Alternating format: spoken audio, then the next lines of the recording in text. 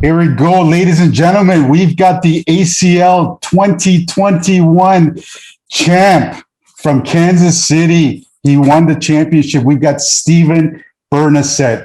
Give it up for Steven, everybody, because everybody's just waiting to hear your story. Steven, welcome to the show. Welcome to Northern Baggers, buddy.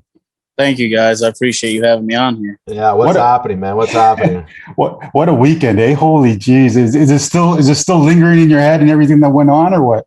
Oh, absolutely. I still think of the shots I missed. I still think of the shots I hit. I'm gonna be thinking about this one for a while. Nice. And we're definitely gonna get into all of it, but what we do on the show here as well, because we're Canadians, right? Yeah, and not only do we like our cornhole, but we also like our beer.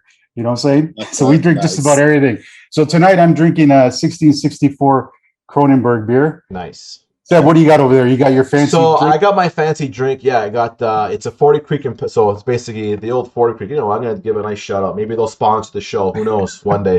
So just a nice 40 Creek and Pepsi. A nice championship type of drink with a nice big square diamond ice just for the championship that you got.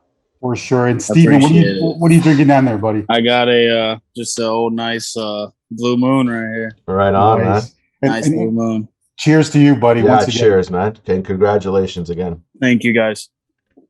So, Steven, your story. Yes, you won the championship, and like I said, we're going to get there. Let's take it a few steps back.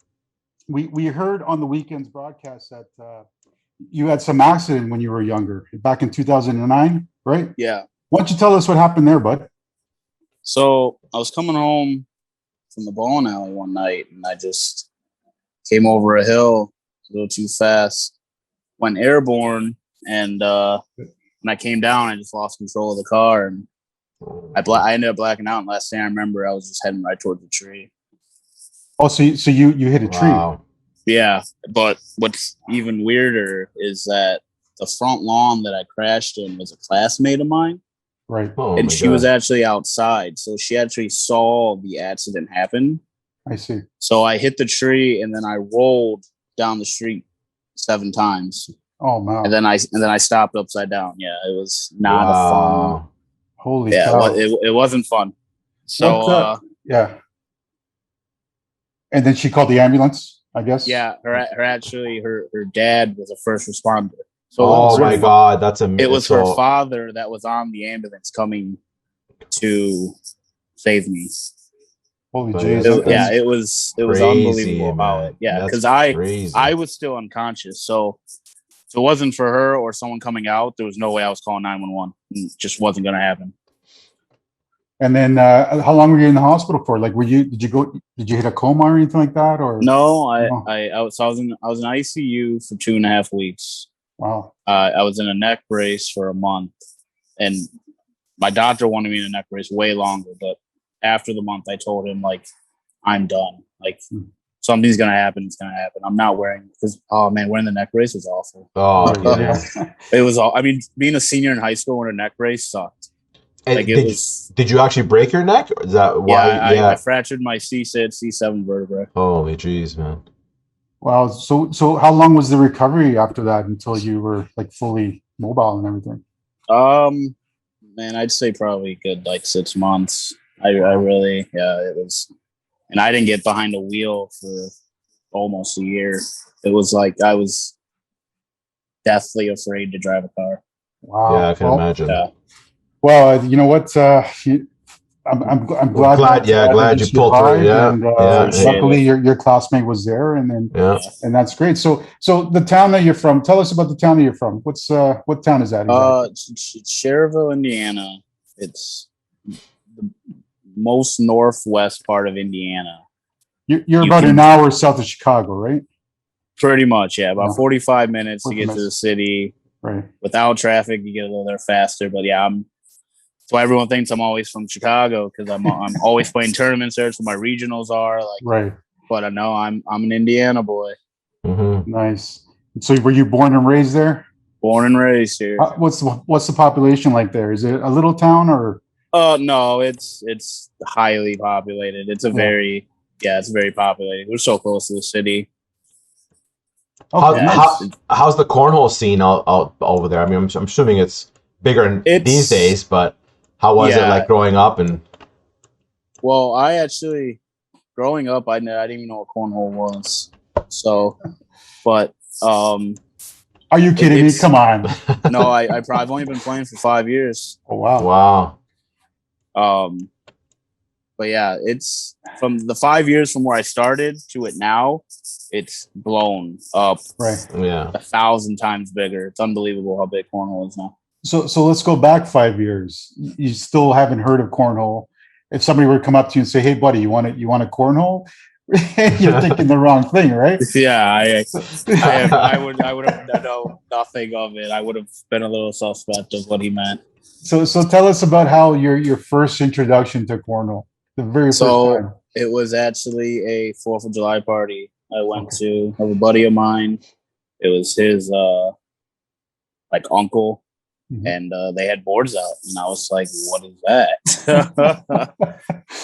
And so I watched like 3 games, and I was like, "Okay, like that looks fun." I saw how much fun they were having, so I was like, "Man, I want to." And it looks easy, right? Like, I mean, come on, you just throw Yeah, right. You just throw it back, back 27 feet. And the funny story is when I finally got to play, my first bag I threw was actually completely flat, and they looked at me and was like, "How'd you do that?" And I was like, I just threw the bag, and the rest is history. I was completely hooked. You're natural. That night I went back home, went on YouTube, and I typed in competitive cornhole, and that's how I found that guy. I watched all the videos of cornhole I possibly could. I was just hooked. Yeah, and 5 years ago, I mean, let's face it, it's not that it wasn't there; it was definitely there, but compared to now, like what you said, totally different world, right? Oh no, yeah, it was. It's completely different. So you found that there's this whole world of cornhole going on, right? What were your next steps to get into, whether it's a league or group? So it was actually it's a bar out by Wrigley called Murphy's Bleachers, and they were actually having a tournament there. And I was like, "Hey," to a friend of mine, I was like, "Hey, let's go. We're across the street from Wrigley Field. Like, let's go play in a cornhole tournament." Right. And we ended up going there. We got like 6th, 7th, but one of the guys there was from back home where we lived, right? And he told us about a league, and that's how I joined my first league that I still play in to this day. Nice. And your league, was it back then? Was it just once a week? Was it once a month? How often was it? Yeah, it was a once a week, Tuesday, $10 or no, $7. Oh wow. Yeah, $7, 16-week blind draw league. Oh, blind draw. Okay. AB player too. Right. So like an upper and a lower. So he would like a higher. Yeah. Okay. So every A player would always get a B player. Oh, every okay. It would never be AA player. Right. So it was always AB. Nice. So you show up one day when you went for that league night. Did you go by yourself, or sorry, you went with the guy who? I went with my buddy, right. And they the person that runs it. When you brought someone new, they'd watch you throw, and that's how he would determine if you were A or B. You go like down and back.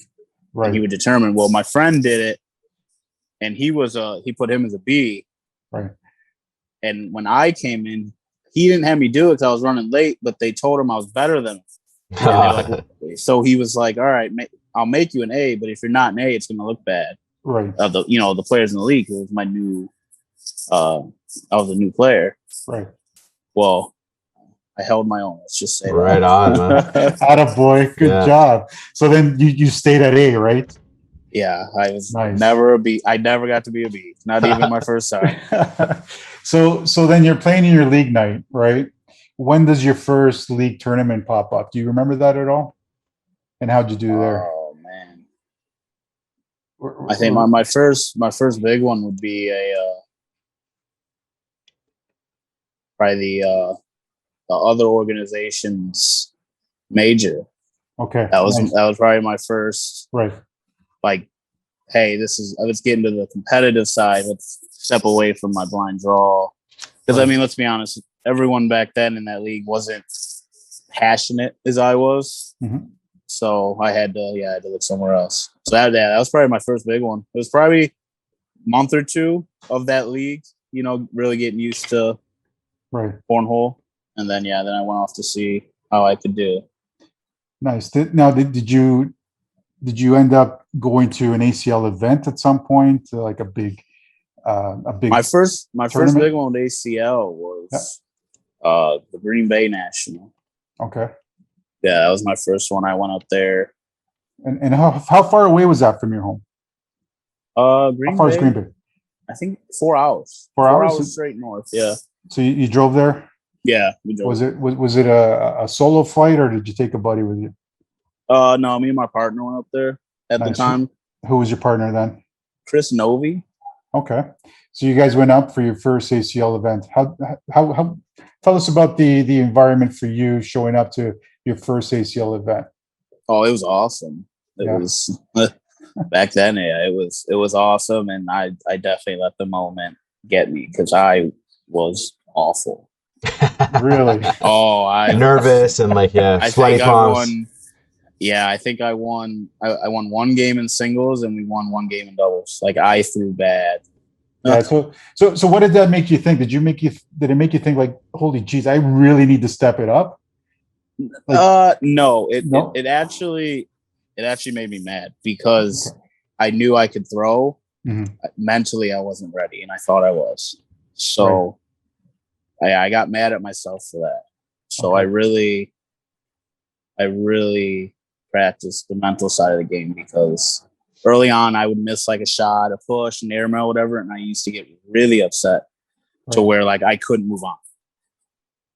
Can't do that at this level. Like, hey, I'm aggressive and I have to live and die by that. So if I miss a shot, move on to the next one. No reason to be upset. Yeah. Go ahead. It just took me a while to get there. The mental part of it. How do you practice that?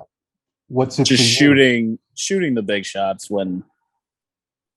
without thinking about it. Like if you see an airmail that could cost you the game, don't think about it. Just shoot it. And that's just what I do. So don't overthink it, right? Don't overthink it. Yeah, there's times to use the timeout, but I mean, like with make it happen. Me and Tommy, exactly. Just shoot it. Like I practice the shot enough. Right. I'm gonna shoot it if I'm practicing it.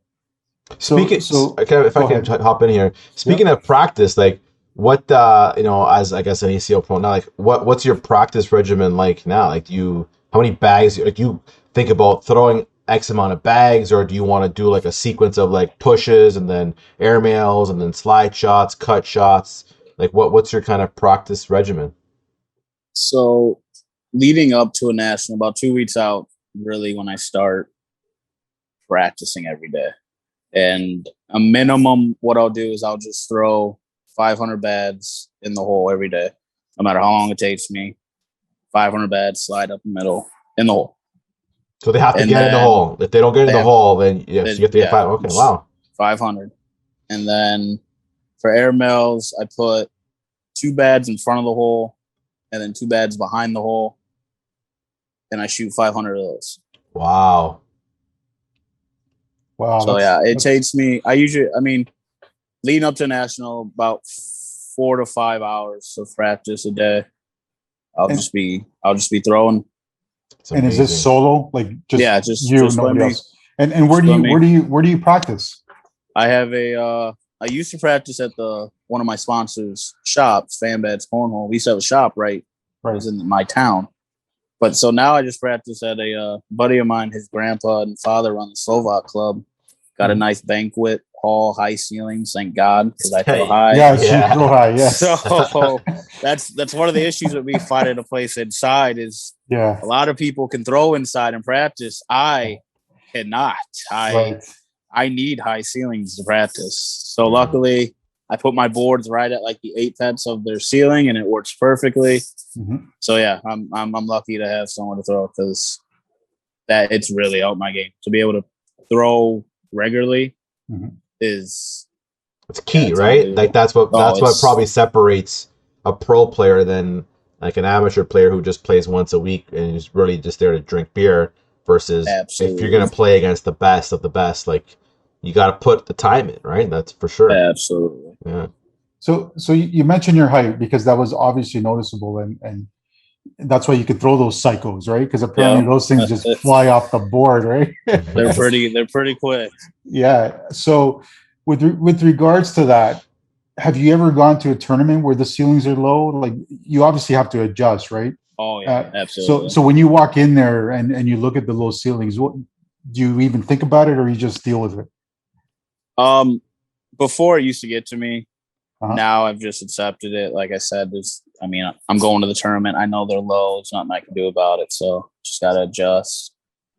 Right. Now, have you gone to a stage where you go blindfold at all and just muscle memory, or No, I've never. It's funny. So it's funny you say that. I've never done that, but apparently, someone was saying that I could do that at the national. That they thought I could blindfold myself yeah? and just throw the bag in the hole. But I've never tried it. I've never tried it. I mean, I think I watched a couple of and like the mechanic, the throw, it's like so consistent. Like that's what the one thing that I noticed from you from like your throws, it was like consistency was like right there. Like, is that something that maybe also too as a pro player, like the consistency has to be there, right? Like you have to keep the mechanic the same. The step, I think you step, correct? If I'm not mistaken, yeah. Because that adds an extra element too. Like you're also a stepper, so to be that consistent, like with the step and yeah, it takes a lot of practice for sure. It definitely does. But I appreciate it because I've worked really hard to get where I am. No, awesome. With regards to the step, Steven, have you always done the step and throw? Have you ever tried different things? I've stepped from the beginning because I used to bowl, so it felt kind of normal. So sorry, you used to bowl. I bowled in high school. Yeah. Funny because we talked on our first podcast. We talked to a curler and we talked to a baseball guy. And the similarities was the consistency, right? Because when you're bowling or curling, it's always the same thing, repetition. Same with cornhole, right? Yeah.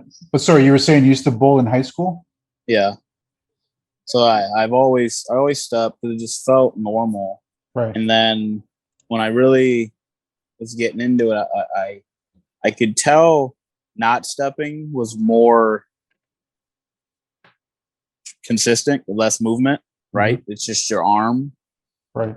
So for about like 2 weeks, I really worked on not stepping and trying to work on but it just, my sliding was okay, but my air mailing was horrible. I had no accuracy. I had no accuracy throwing an air mail. And I was like, it just didn't feel natural. So I was like, you know what? I'm just going to stick with what feels natural. Yeah, I think too with cornhole, it's like as much as like, because I'm a baseball guy, so like the consistency of like, throwing that, I have a high arc too. I used to play slow pitch. And that, you being a bowler, you also like have to like what feels right to you. So like stepping versus not stepping, like I don't think it matters per se as far as like, oh, if you want to play the best cornhole, like you want to be the best cornhole player, you got to not step because you got to minimize everything. I think it's really comes down to you too as a player, right? Like what feels natural to you to make the shot. And sometimes, like I'm a stepper, so I started stepping, or I always used to step, and I still feel to this day I'm probably more accurate stepping. But I've been now not stepping, and I'm trying to like push myself because everybody says, "Oh, try to minimize as much things that you have to think about, right?" But sometimes you just got to go with what works, right? Exactly. I mean, if something doesn't feel natural, there's no reason to do it. It's got to feel good. Because tournaments go on for 10 hours a day. Like, you can't feel uncomfortable all day. You're not gonna have a good day. Right. And and I'm kind of the reverse. I used to step, then I stopped.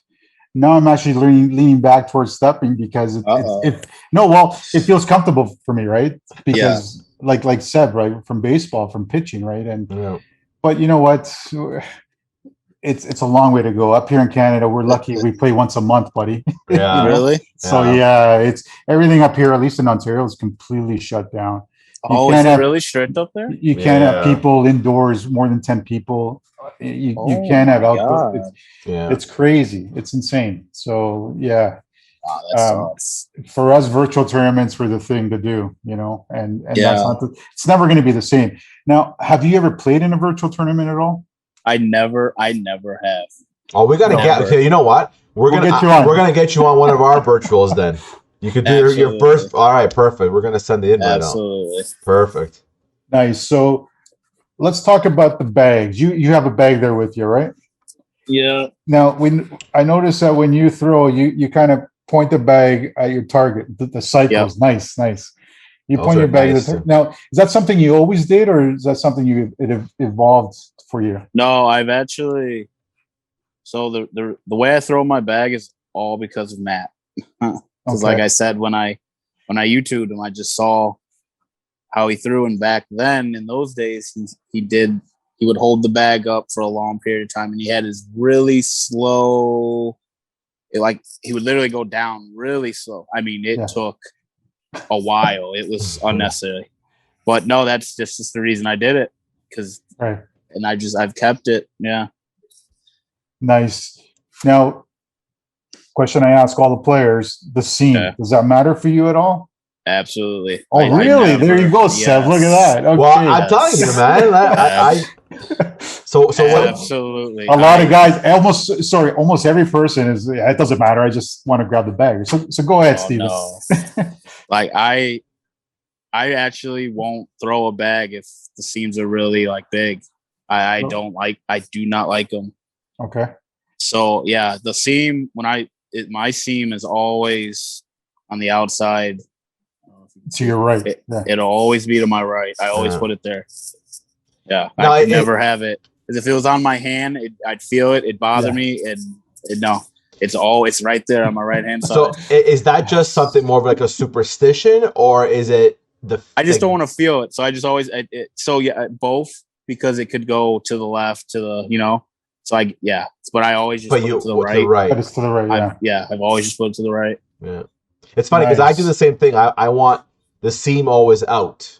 So and it's like it's not because of anything. I don't think. I think it's because I don't like the seam in my hand either. I feel like it just kind of that feeling. It's like that extra feeling. I don't like it. But it has to be out though. It can't be to the top or to the bottom. It's always out. It's just I've always done it, and now it's just more of a superstitious thing, I think, to keep it out all the time, right? So absolutely, yeah. That's whatever works, man. Yeah, whatever works. Yep. Whatever. Well, it doesn't work for me. Maybe I should put it in. It's like I can't hit any shots, man. And on that same topic, when you throw an airmail, does anything change at all for you? Absolutely not. I just throw it a little higher. Just throw it a little higher. Throw it a little higher. What's the highest you've ever gone and still made that hole? Have you measured it at all? No, just for kicks, No, I've never tried to throw over something, but I know personally, just from memory, I've thrown some airmails up pretty high. Yeah. Wow. Nice. So we're gonna bring up a video in a few minutes, but one more thing before we get to that video. You're an earpods guy, right? Absolutely. Have you always been an earpods guy? Absolutely. Okay, so 5 years ago, what was your playlist? What were you listening to back then? Do you remember? Yeah, it was same thing as today, EDM. EDM, EDM, Drums and bass. I mean, it makes sense. Like he's throwing cycles. It's all speed. You're throwing the cycles. It's all speed. You wanna get into it, right? But EDM's going all over the place, right? That even calms you down. You're good to go with that. It really, it literally just puts me like I'm at a festival. Nice. I'm just having fun and helps me just not think. I'm just out there throwing bags. Nice. So you never hit up like country or jazz or some salsa, some merengue, nothing. Yeah. Wow. Okay. Because we had a player from here in Canada. He went from 90s hip hop of NWA and Ice Cube to country music when they came to the finals. Yeah. Right. Wow. So it changed dramatically. That's two different genres right there. Nice. So I'm going to bring up a video right now. Let's talk about this video. This is actually, hang on. Sorry, guys. My mistake. ACL Pro. When did you decide? When was that transition to become an ACL Pro? I'd say going into the beginning of last year, leading up to Fort Lauderdale. Okay. I met the owner of FanBads, and we started talking, and I was like, man, I think I could do this. Right. So he started helping me out. I started practicing at the shop, and I got ready for Florida, and then I ended up doing very well there. Mm-hmm. And I was like, all right, get ready for the season, make a run at it, and then I got luck. I was getting ready for Cleveland, and then boom, COVID happened. So, yeah. Luckily the qualifier, those were the most 8 stressful games of my life in Rock Hill. But, so that's why. So you went to the qualifiers. Yeah, I to get you in through. Okay. Yeah, I qualified through the pro qualifier last year. So what made you decide? Like, you just wanted. I've always wanted to play on ESPN, and being able to play on ESPN and be able to do it playing cornhole was just awesome. And I'm a very competitive person, so right. Me loving cornhole, I had to play it at the top level it can be played. Nice. So in your league, are you the only pro? Yes. Now we have, so the league it's not an AB league anymore. It's still Tuesday Night Baggers, which it's always been called, but they've transitioned into just a straight up line draw. Okay. So they just got rid of the whole league aspect. But yes, as calling as like my home center, I'm the only pro that goes there all the time.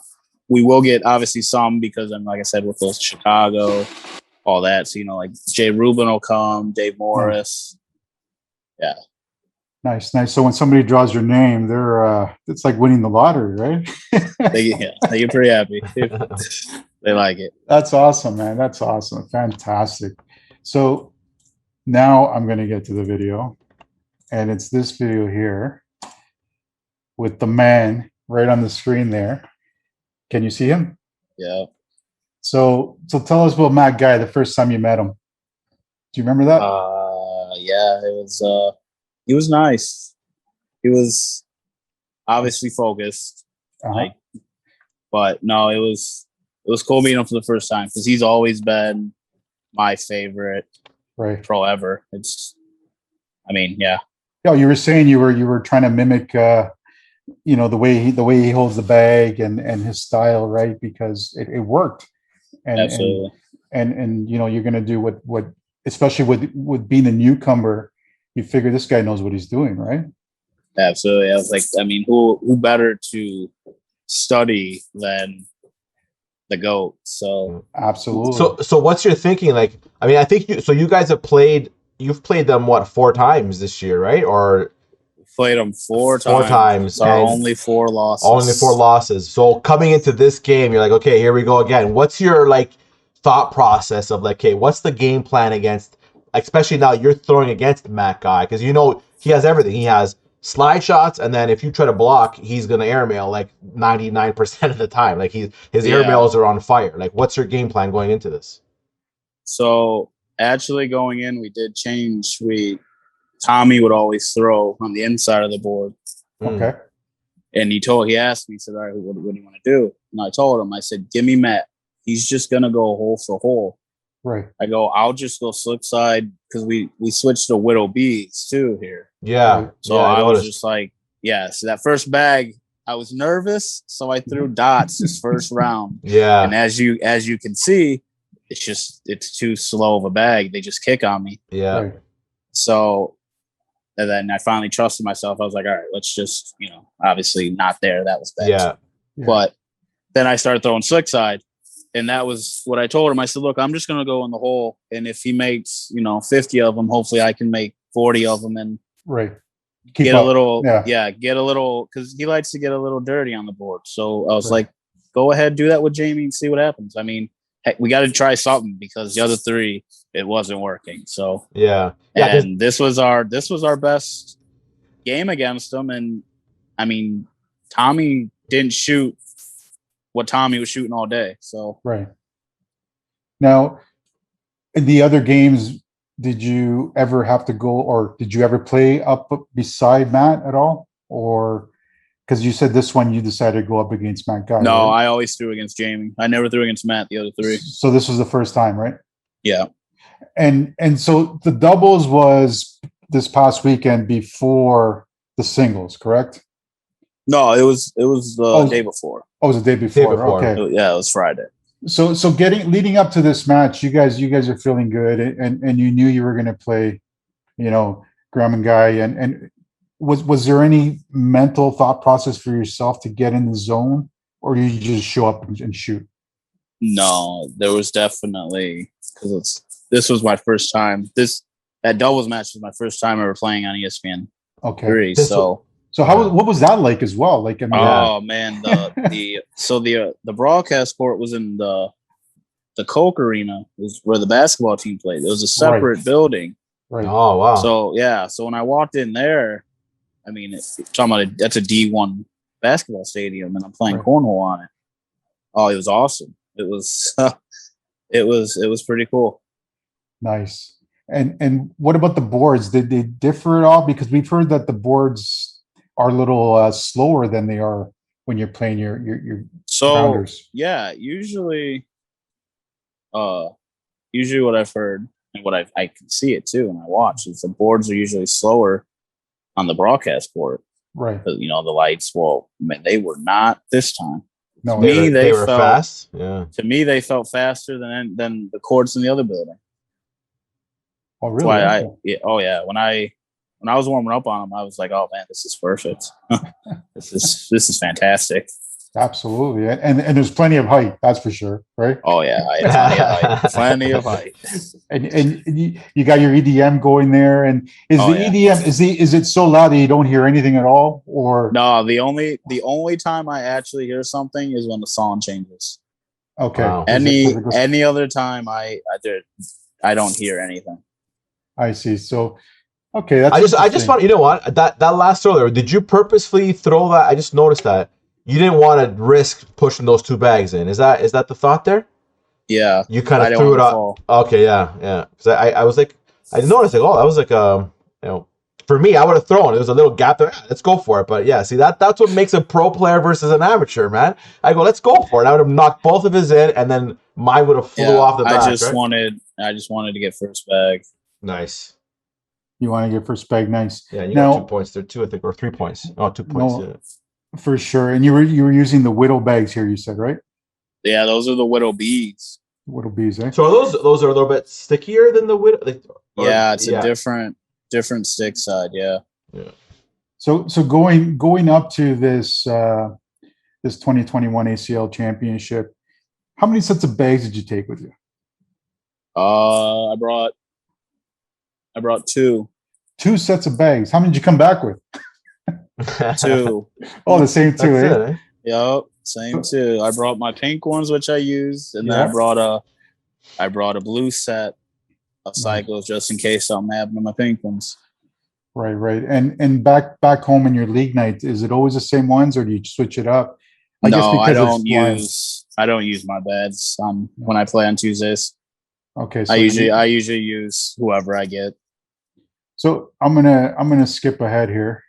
So now it's 16-14. Apparently the scoreboard was up there was allowing you to look at the way the bags are sitting, right? Yeah, the jumbotron was it's a benefactor. You get so much information from just looking up at that screen. It's unbelievable. Then you don't have to take a timeout, really, right? No timeout, yeah. So right here, what are you thinking? You got 2 bags just on the bottom corner and 3 of his on the board. Yeah, I'm pretty sure I'm thinking go airmail here, but my airmails were not good. So here's the throw. So then I go hard push. Hard push. And they just pinch up, they're just, and that's the Widow Bees, I guess, that's right? the Widow Bee. Yeah, if that was my cycles, I get them all. It'd probably get them all, yeah. Yeah, there it is again. That's the replay. That's nice, okay. I mean, it is what it is. Yeah. That one hurts. You know what though? Because that would have might have put you up in a different situation, correct? Like you would have been I think up 2 points there if I'm not mistaken. So that might have changed the game a little bit, right? Because then you guys are up, right? But that's cornhole, right? Like it's like man, it's just man, you gotta like that one shot that can either go in or not, and then it either makes or breaks that game because now they're still up and then they got first bag, and then it changes the whole dynamics, right? Yeah. So let's talk about your run to the championship, buddy, because we all want to hear about it, and I'm going to bring up the video here against the well-known player. He's been all over everywhere, Cody Henderson, right? Oh, man, good. You got to go up against Cody. What's your mindset there? To be honest, just do what I did in the winner bracket finals, just not have some dumb shots like I had them. Right. I know what Cody's gonna do. And what's that? And he's gonna try to get in my head. He tries to get in everyone's head. And man, listen, I respect him because he's perfected it. That's part of the game. Yep. And I don't think it's too over the top. I have no issue with it. It's just I don't think it works on me because I am literally in my own world. Like I don't even pay attention to who I'm playing. They hit a good shot. I might fist bump them. I might not. It's not me doing it over like me being mean. It's just I'm not paying attention to it. Like I'm out there putting 4 bads in the hole, and I walk on down to the other end. So right there, we missed the coin toss, right? Yeah. So did you? I guess you won it there. I did win it. Yeah, he let me take it. And just for the people at home, did you call heads or tails? I always call tails. Oh, tails never fails, right? Always call tails. So there you go, your first shot. This is the quarterfinals, I believe, right? Yeah. This is the win.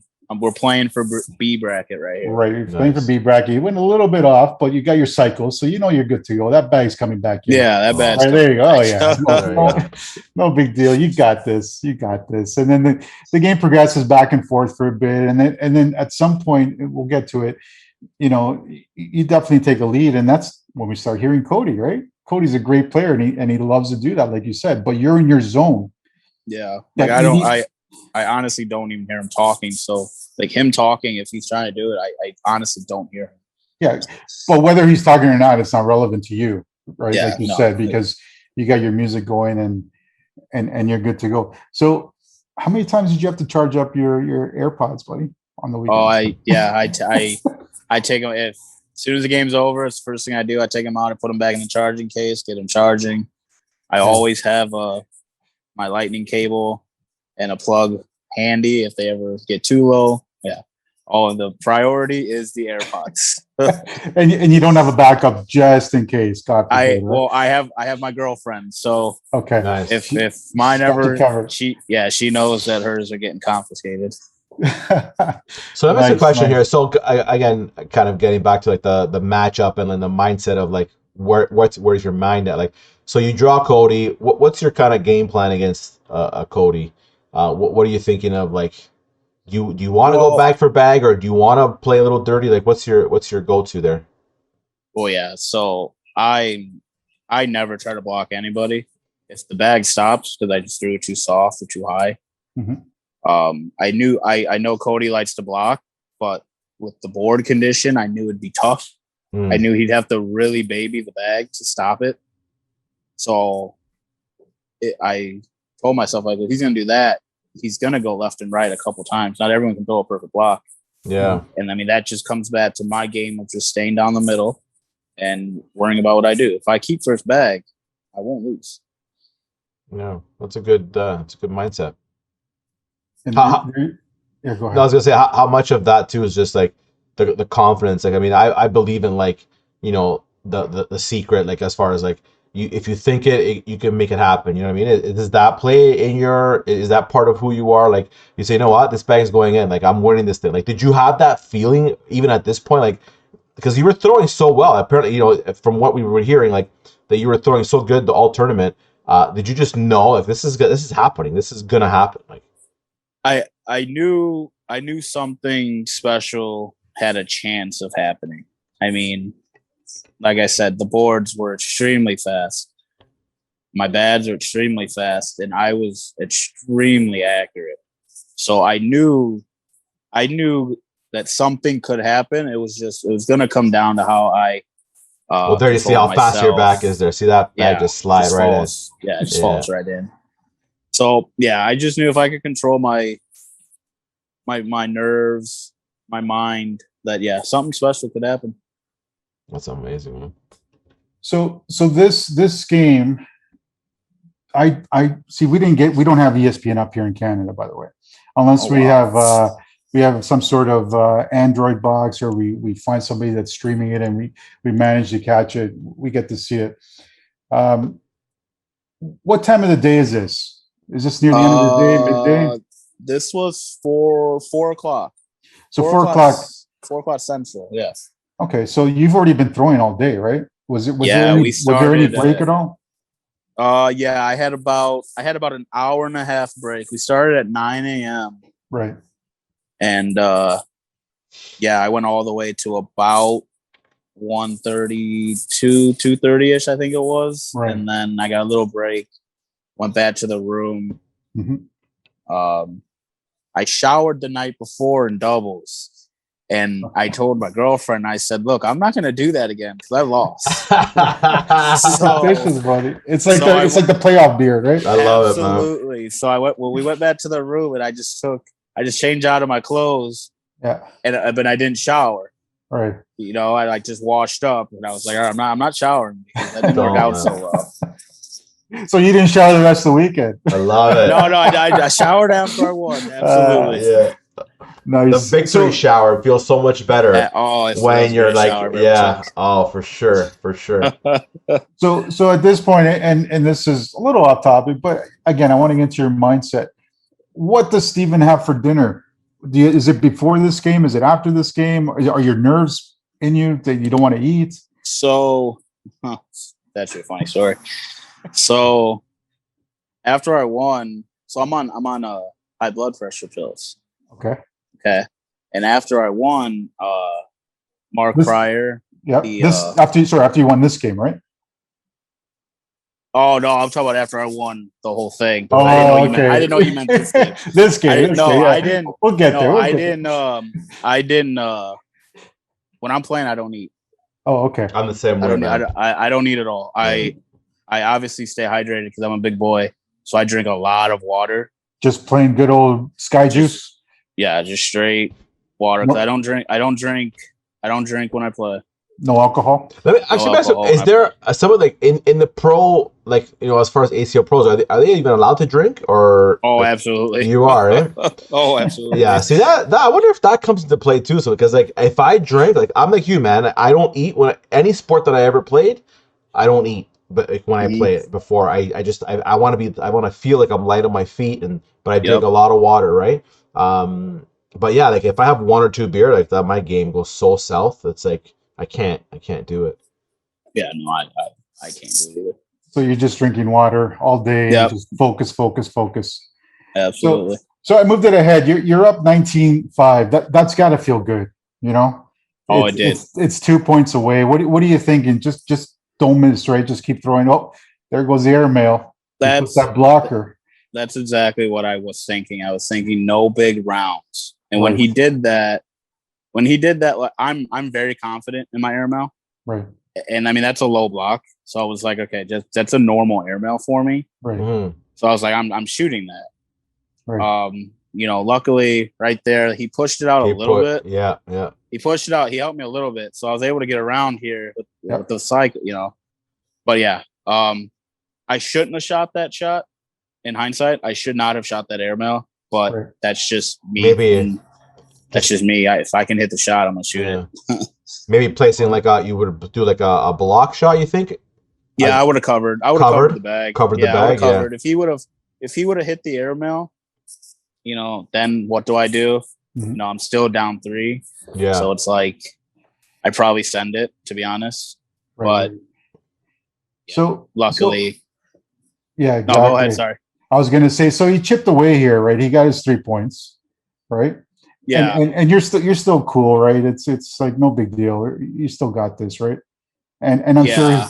he's doing his thing and just chipping away, right? So let's see what happens here. There's a couple more ends, but yeah, it's Yeah, just business as usual.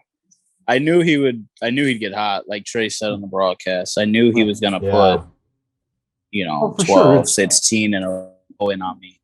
But Yeah, like I mean, I said, I was just trying to not give up 5s, 4s, Yeah. 7s.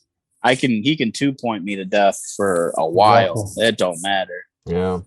and The- I mean, the it big is Cody Henderson, right? I mean, he's Yeah. the number 3 player in the world. So Exactly. I knew he was gonna put the bag in the hole. right. Yeah. You need to respect that for sure. Yeah. It's absolutely. Yeah, and you don't want like I think that's the one thing that if any new players, especially because we're from Canada here, that maybe are watching this, trying to get inspired to step their game up. Basically like you got to do your thing, but like you got to in my opinion, to step up your game a little bit is try not to get those big scores. Those big like 6 or 7 points are so hard to come back from, especially when you're playing against a good player, right? Because you know that he's gonna get hot, or he can go like you said, like 13 or 14 in a row, and then you have to play that, right? But if you give up 7, that's like, oh, he's back in the game, right? It's like that's not what you want to do, right? Yeah, 7s don't come. 6. They don't come a lot Mhm. full level. So yeah, you can be aggressive, but there's a fine line. You can't just be shooting yourself in the foot because Yeah, 7 and up is really hard. it's to get hard. Back. It's hard to get back from that. Yeah. Even if you chip away like 1 or 2, like you're gonna go like 10 ends before you can even make a dent, right? You're 10 rounds in and you're even now. You're even, yeah. It's like, and then you're like all these extra throws for no reason, right? Yeah. Yep. Yeah, even mentally, like I mean, you start thinking, I can't give up another 6, and that's all you start thinking about, and then you just end up beating yourself, Yep. So- Absolutely. So, if you ever gotten into that situation where you're down 6, 7, 8 points and have to crawl your way back, like do you just Absolutely. take a deep breath, or what do you do? There you go, my nice actual- pump. My There you go, first game winner. yeah, Sorry, Game winner, right yeah. there. No. I was Good letting you job. talk. I was watching it. Attaboy. So not a lot of people know. I was down my first game of the day, 9-0. Sorry, you gave your shout out to your boys there, right? Yeah. That was my friends from back home. Nice. Sorry, go ahead. But yeah, my first game of singles, I was down 9-0, and Mhm. my girl was. I remember looking up at her, and she was the most nervous she probably was all weekend. Like, and I was like, all right, I got to settle down here, and started going left and right. So I ended up coming back and getting them. But yeah, I'm actually notorious for going down and coming back like a machine. I do it all the time, and I don't like it at all. Right. But yeah, I do. I've come back a lot. That's I wish I okay. didn't. But I guess having done that, and as we speak, I'm going to bring up the game against Ruben here. Having done that in the past, though, at least mentally you're prepared because you can tell yourself, you know what, I've done this before. I can do it again. It's not impossible. Like it's almost like a self mantra, right? That you have to tell yourself over and over again to give yourself that confidence. Because if you let yourself go, even in any sport, really, tennis, even darts, pool, basketball, anything, if you hold your head down, it's your opponent is going to know that, and they're just going to feed off that, right? Absolutely. Especially something like this, because this is one-on-one. You can sense it. Like you've been up against players that you know that they're down, their heads down, right? And your job is to just win, right? So, but having gone through that, then you're ready for that in case it happens. Yeah, absolutely. Let me ask, what happened here? I guess the broadcast, they didn't broadcast this game, or? So what I got told is they had to take a break because they had to switch out a camera to get ready for the ESPN broadcast. Oh, because so basically shot. those other, yeah, I know, those other games they're not on ESPN, like the Cody, the one, the game versus Cody. So those were on ESPN 3. ESPN 3. They were getting ready I think for the rebroadcast for ESPN2. I They had see. to switch out. So they had to switch out a camera. I So see. then, yeah, Trey just went live from the ACL's Facebook page and the Nice. network here. Yeah. Nice. So I was gonna say, yeah. So what are you thinking here? Like, so you just exactly. you beat Cody. Now you're in basically one more game away. Like this is your first time, right? Like your first, like one step closer. just one step closer. Yeah. What's your Yeah. mentality? What are you feeling now? Like, I mean, Jay Rubin is not like, you know, just some Joe Schmo. Like he can throw No. bags. Like I've been Absolutely. following him, and like he can throw. Like when he's hot, like he can cut, he can roll. Like he's got a ton of different throws in his arsenal. Like how do you compare now from Cody? Now how do you prepare to play a Rubin? So going into Jay's match, and obviously me and Jay, really good friends. We throw together a lot. We live less than an hour away from each other. I knew going in he was going to pretty much be just doing hole for hole with me. I didn't think, because he knows how I play. I did not think he'd want to get into a blocking match with me. So yeah, just going in, I just said, all right, let's just do what we've been doing all day. Just try to outshoot him. Like I said, I really, unless it's like the Widow Bees, I really I don't block. Just right there, you block. Yeah, it was a nice. You just always go for the hole. If it stops, it's just because I throw it soft. I'm not trying to block. This was actually a good exchange though, because you blocked and then you replaced, and then do you block again here? I don't remember now. I think you go in. Okay, you go in. Yeah. But I remember there was another. Maybe this is a different exchange. You replaced twice at one point. I remember Trey saying, "Well, that's really awesome placement." I did that against Trey in the finals. Trey, okay, that's where it was. Yeah, I threw a short bag. He airmailed, and then I literally threw like a perfect replacer. Yeah. It's amazing, man. But yeah, this match was really fun. I mean, well, you know him as well. It almost felt like was there some sort of comfort level there as well because you play with him more often? Yeah, I wouldn't say comfortable. Like, you know, I knew like I could beat him or anything like that. Just knowing like what he was gonna do. Right. Yes. I knew what I could expect from him. I knew he wasn't gonna do anything that was gonna be like, what is this? I wasn't. Yeah. Yeah, you're comfortable. Like did you just do a little spin there? I just seen that. I just noticed that you were spinning the bag on your. Yeah, I'll spin it on my hand sometimes. Yeah. So you're comfortable. You're like feeling this game, I think, eh? Yeah, I was having a good time. He was struggling, and then I was pretty on from the beginning. So I also noticed that. Go ahead. I was gonna say this shot right here is why I love Psychos. Oh, there you go, buddy. It's a 3-bag drag, and I didn't throw an airmail. Yeah, that's amazing. I was gonna say with Jay's style is different than Cody's because Jay's ready to throw. As soon as your bag's released, he's almost in his windup, right? So that's a little different as well because you're ready to go. So now he's got to drag this in for some points. Yeah. And sure enough, he left one. Yeah, that was nice. That was a big one. That's a big win for you, my friend. And we'll catch you at the end with the bag just sitting there and the cycle. Let's see if it comes back in here. Oh no, he blocks it there. And I don't know the score here, but I think I go in here to win. I'm almost positive. I think so. Let's see this. What's up, Pi? There you go. There you go. Oh, see, they're doing the math. Yeah, game over. That's the thing about those any type of speed bags, right? Like you can, if you can throw straight, man, and you can be consistent, you got to go with a speed bag. It's like you got to go fast, right? Because it's going in the hole. Like, and then if you're always near the edge of it's like those bags are sliding in, right? That's what I tell any new player, local, anyone who comes talk to me who says, "What bag should I throw?" I said, "Listen, if you can have a consistent throw, you need to throw a slick bag. If they're just so, they make it easier. I mean, they really do. Yeah. I mean, there's some bags I might not, spin the same way, and it might wobble a little bit. Well, when it hits that board because it's slick, it's still gonna go straight. Yeah. The other thing too, if you're new and you're doing a stick bag, the last thing you want to do is block yourself, right? And then Yeah, it's true, exactly. especially in virtual. And we talked about at the beginning, you've never played virtual. I mean, you have to go slick because virtual you're playing yourself, right? And like I told Seb, I go slick because the worst case it goes off the back. I'd prefer that, believe it or not, than having one in front with the stick, right? And then You're what? just stuck. clogging that hole.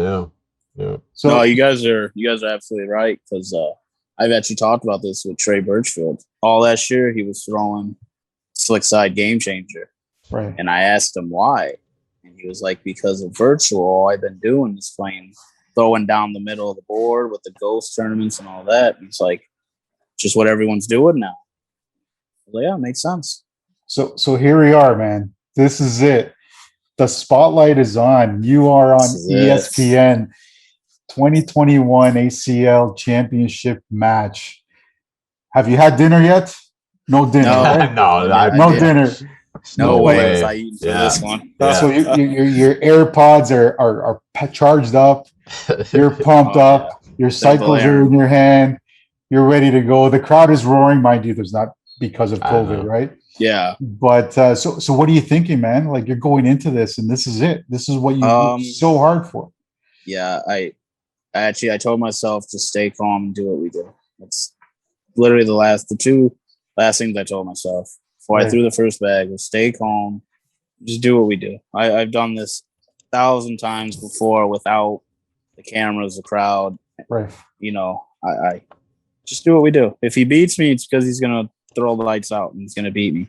I got here. Like it was that right there was all right. I belong here now. Let's go finish it off. And absolutely. Yeah, exactly. Absolutely. And you know, all weekend you were throwing fire. I think your average was just under 10, like 9. It was. I just saw that. Yeah, just under 10. That's phenomenal. And right here, you know, you're going bag for bag, and you know that gets you even a little bit higher because you know you deserve to be there, right? Yeah. So, and I mean, also, never in my wildest dreams did I ever think I'd start the game 27 out of 27. That's right. 27 out of 27. Yeah. That's insane. That's cycle. I had no idea after I eventually did win. When I put the headset on, Trey told me, he was like, do you know what you just did? And I was like, no. He's like, you started the game 27 for 27. I couldn't believe it. I looked right at him. He was just smiling at me. Like, I couldn't believe it.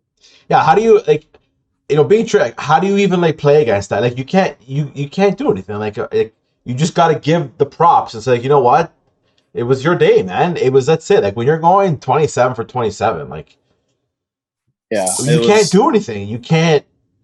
No, you could tell he was a little frustrated. Yeah, for sure. But I also knew that going in too. Oh, look at that block, and then you do that. You go 27 for 27, and you throw a nice little block to screw him right up. But he lost. No big deal. Airmail. Let's go.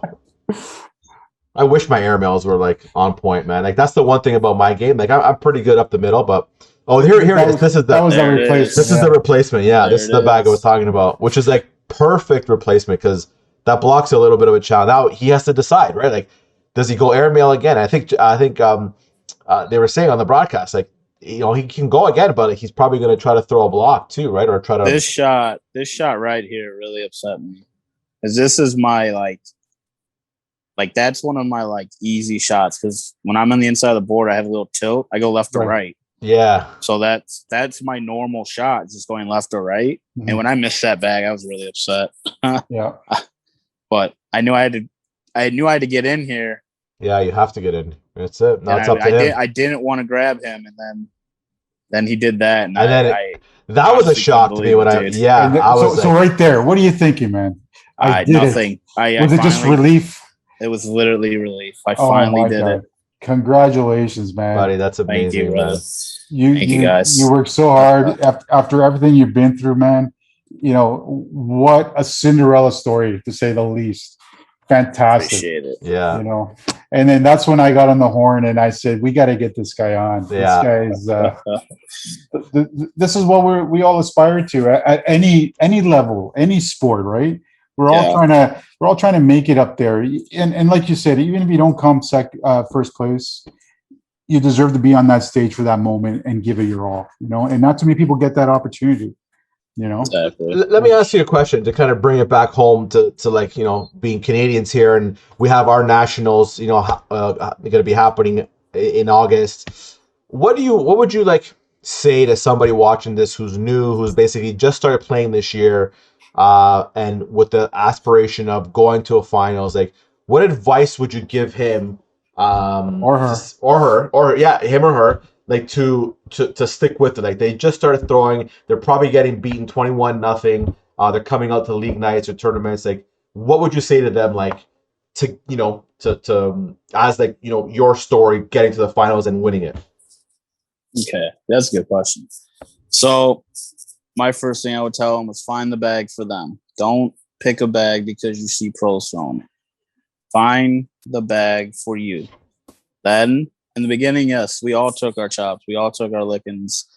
You might be donating some money sometimes, but if you truly want to get good, just put in the practice, stick with it.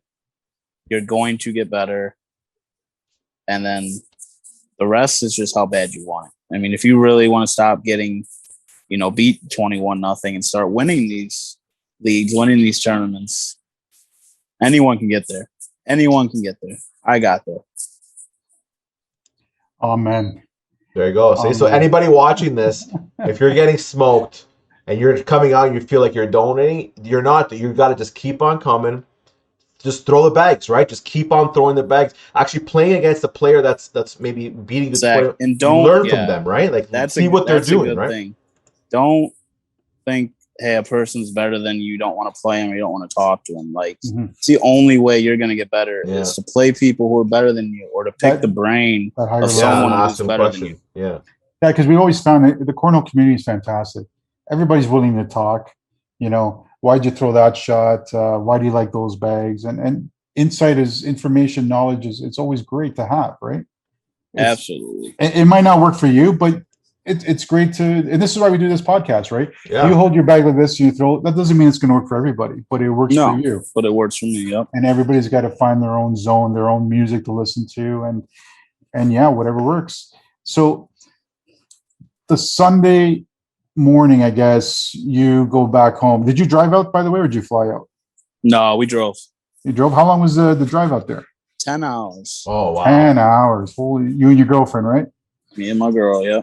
So what's your girl's name? What's your girl's name? You keep Rebecca. Rebecca. Okay. Rebecca. Shout out to Rebecca. Congratulations, Rebecca, as well. Yeah, for sure. So you get back on the Sunday night, right? Monday, you just chill and you're just still on cloud nine, or what? We actually left Sunday and stopped halfway. Stopped halfway? Yeah, we stopped halfway, and then we came home Monday because I had to be back for Man Cave on Monday, which is that video, that entrance. You mean the one we're going to show right now? This is for the Monday night, right? Here we go. Tell us what's going on, okay? So this is Man Cave Monday. It's a $20 man blind draw.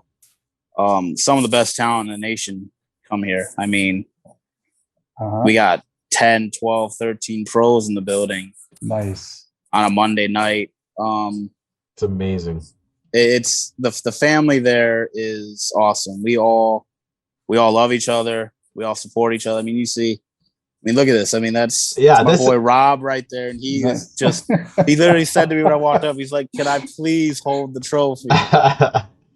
This is what, to me, like, anybody again watching, like, this is what cornhole is, right? Like, it's okay, the nationals and winning, yeah, like, that's amazing. But like, this is what cornhole is, right? Like, isn't it not? Isn't it like a bunch of people in a community that play on a Monday night, they get together and just, have some beers, throw some bags, and just have a good time, right? Like, there's Jay right there too. You know what I mean? Like, you build that camaraderie together, and then you make yourselves better, and then you become like almost like a crew, right? You become like a family. A family, yeah, exactly. Absolutely. Cornhole is. I've met some people I've met in cornhole that I consider my best friends and family, and I've only known them for 5 years, and it's all because of cornhole. Yeah, it's funny. Sorry, go ahead. No, you hit it on the head, right on the head. Cornhole is cornhole. It's a loving family. We do everything for each other. We're always there for each other. They're supporting you for sure. Absolutely. Absolutely. Yeah. So, I want to jump in really quick. Yes. I was going to say, like, any other sport, if you think about it, right? You're competing against another team. It's like right from the get go. Like you're playing baseball, like, you hate the other team. You don't have you don't like have that, like, you know, you're playing against them and then you're friends with them. You're like, well, I want to beat this team. But when you're playing cornhole, you're playing against your opponent like your other game, right? You're playing with each other. It's like, yeah, you want to beat them, but it's like you beat them in like a nice way. You're still friends. It's like it's a community, right? So it's a very different sport that way. It's more of like, you know, to me, I feel like cornhole is a sport that can transcend time, and like as it gets more and more out there, especially us first here, it's just, I think it'd be a sport that could take over a lot of sports. Like a lot of people will choose to play cornhole versus playing like baseball or playing hockey because of that. You know what I mean? Oh, I couldn't agree more. Cornhole is all about positivity. Yeah. I mean, you can't have inclusiveness too, right? Everybody's included. Anybody can play. It doesn't matter age. Anybody. It doesn't matter. It doesn't matter. Yeah. So I pause it here because your friend told you to wait, right? Yeah. So what's going through your head? You know something's up, right? I knew here. I was like, okay. I knew something was gonna be up. I already had an idea, but I mean, just walking in here and the crowd goes wild. Yeah. I mean, it's I'm home, baby. Right? Yeah, baby. Right. I mean, 106 people that night in a blind draw. That's crazy, man. I mean, it was. I definitely a moment I won't ever forget walking back into this building. Nice. And that's what we're talking about cornhole, right? It's that family, because when you walk in, your family. Okay, congratulations, love, kisses, everything. Well, let's go throw some bags, right? That's right. Absolutely, and then they all want to beat me. Who doesn't? Absolutely. Yeah. This is the champ. Yeah. The champ. Fantastic. What a great story, man. We love you up here, buddy. You know, it's a fantastic story from everything you've gone through and all the hard work you put into it. What a great win for you this past weekend. We can't congratulate you more than we can. Like, this is phenomenal. Yeah. I really, really appreciate it. Thank you. Yeah. One thing too I'll say is, like, you know, I know in the States cornhole is huge. It's big, but like being on this podcast, like from the bottom of my mind, like, thank you so much for coming on here, because I think, honestly, not to say because it's our podcast or anything, but being in Canada here, I think a podcast like this, talking to a guy like you, where you could tell your story, where you came from and to where now you ended up, you know, everybody's going to relate to the story here in Canada, because we're all the newbies here. We're all like the aspiring pros that want to win. And so I think anybody watching this, like you might get some people messaging you from Canada saying, listen, man, you're my inspiration. Like, yes, Matt Guy is the GOAT, and like Jamie, they're the GOATs, right? But you might be the GOAT here in Canada because you're the story that people can relate to and say, like, I want to be you. I want to be Steven, because, you know, it's an amazing story, man. And congratulations again. Man, that touches me. I appreciate that. And I hope people from Canada add me. I'd love to come up there and meet you guys, man. 100%. We'd love to have you. 100%. Steven, we got your back. As soon as you get up here, you let us know. We'll take care of you. We're gonna find high ceilings for you. Absolutely. That's all I need. We're also gonna find low ceilings, so at least we have a chance. We got the chance, yeah. It'll be fun. Definitely. I'll definitely try to get up there. Have you ever been to Canada at all? I've never been to Canada. Outside of the US, have you ever been anywhere? Never been outside the US. Nice. Yeah, hopefully the border opens up in August. Yeah. Just in time for our nationals, and maybe we might have to have, like, you know, a USA kind of invite some USA players over and do a USA versus Canada at our nationals here. That would be awesome. We'll even go there. Yeah. I don't mind. Awesome. We go there. Yeah, exactly. Yeah, I don't mind. I would love to go down. Well, we were going to go down to Cleveland, right? Until before COVID hit, and COVID hit. So that's the trophy behind you, right? Yeah. Let's take a good look at it there. Yeah, bring it up. Look at this. Let me get once again the 2021 ACL Cornhole Mania champ in Wichita, Kansas City, Steven Bernacet. Yo, Buddy, congratulations, man. thank you, man. Thank Do you. you want to give out any shout outs to sponsors or anybody before we say Yeah, if goodbye? you don't mind. No, go ahead. I'd love to give a shout out to Ultra, Cornhole, Mark Pryor. I mean, hands down, not even close. Best beds on the market. Brian Potter from Fan Beds Cornhole. I mean, he was the guy that took the first chance on me. I mean, he gave me, he gave me a shop to practice at. I mean, he gave me a real shot at this being, a real thing. So I will always thank him. And then Earl Jr. and Brian Nolan from Man Cave Mondays, baby. See, they're my brothers, man. They supported me since they met me. Nice. It's the first time I came there. They've always had my back, so I love them. And Rebecca, of course. And right? obviously, my good luck charm, Rebecca, because she didn't come to Florida the first national. Yeah. And man, it was good to have her there. Now, does Rebecca play? Does she play? She doesn't. Oh, okay. She does not play. She was a softball player, so she throws kind of hard. So I'm not really the one to. No, I'm not really the one to help her out. That's cool. Cool, But, man. Steven, thanks again. We really appreciate it. All the best. You've got a bright future ahead of you. I'm sure we're going to see you on ESPN once again. And God bless you, man. Thanks again Thank for you, being guys. on. Thank you. Cheers, buddy.